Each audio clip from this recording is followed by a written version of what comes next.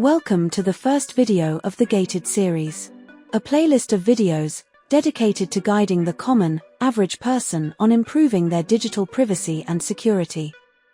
So why is this important for the average person? That's what this first video is going to be all about. But just before we get started on the why, let's first talk about the who, as in who am I?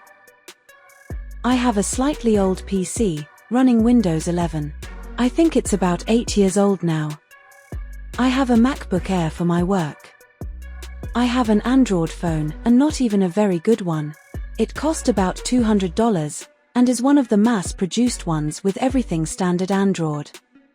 I have an email account, social media accounts, text with friends, and watch YouTube and TV shows on my devices. So who am I? Well, I am just you. I am not some hacker hidden away in an underground bunker trying to destabilize the establishment. I am not some high net worth individual trying to hide their millions. I am not even some tech-savvy person who accesses system files to customize my computer. So why is a commoner like me even thinking about privacy and security? There was no single trigger or flashpoint that got me concerned about digital privacy and security. Like a lot of decisions you make in your life, it was a gradual process. Every time you read or hear about something, I think you broadly internalize the emotion of that news. Over time, this emotion builds up, until you finally decide to take action on it. I'm not naive or delusional. The concept of my personal information being stored in large data centers and accessible by anyone authoritative is not new to me. I willingly accepted that, happily trading my data for convenience. Partly because I didn't think anyone would even want to see my data, but largely because I wasn't doing anything wrong. There's a very popular quote by whistleblower Edward Snowden. Ultimately, arguing that you don't care about the right to privacy because you have nothing to hide is no different than saying you don't care about free speech because you have nothing to say. I know I've read this multiple times when scrolling through the internet, but it never really had any effect on me. Not because I had nothing to hide, nor have anything to say. But crucially, I always thought, even if I had anything to say, I didn't actually have to say it. I always believed that as long as you're right, you'll be fine, and I think it's fair to assume that most of you think that too. Even if not that good will always triumph over evil, it will still be fair and just, a balance. I don't mean this in a universal, New Age karmic way. I mean this in the global, earthly way, the government, the legal and justice systems. Even for those living under an oppressive regime, on the global stage, the United Front is pushing towards a world of right. I think this faith in humanity has gradually eroded in me. I grew up in a world where any wrongdoings, legal or moral, were always hidden. It used to take a whistleblower or an investigative journalist to dig it all up and reveal it, which usually became headline news for days, leading to the arrest and prosecution of those involved. Corporations and politicians used to fear these whistleblowers and journalists. Once the misconduct became public, the government steps in to protect its people and bring justice.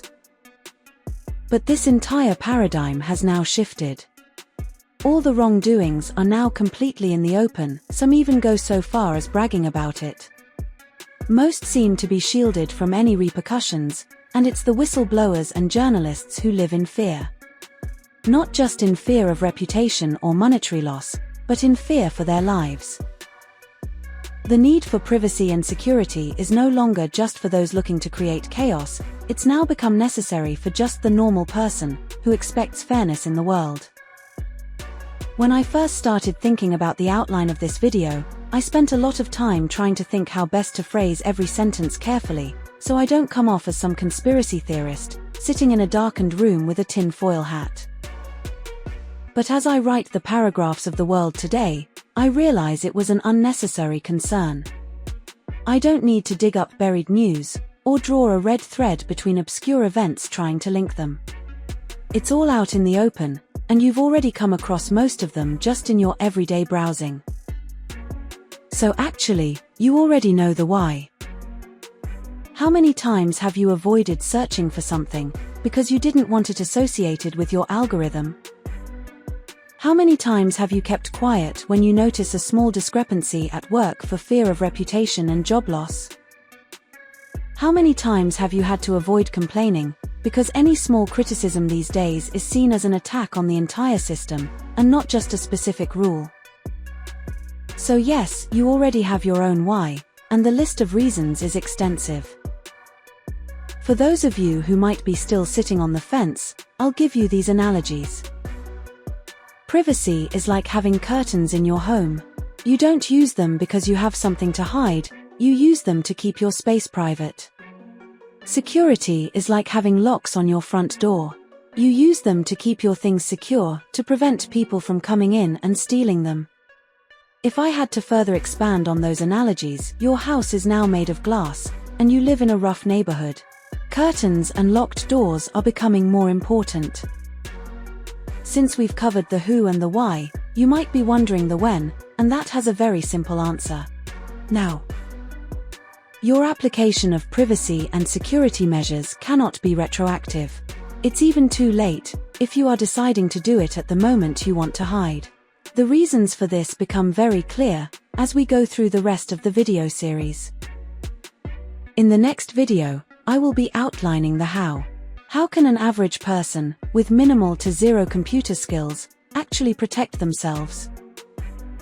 Remember to subscribe, so you can follow along as I, a fellow commoner, researches, decides and implements security and privacy measures to my own common life.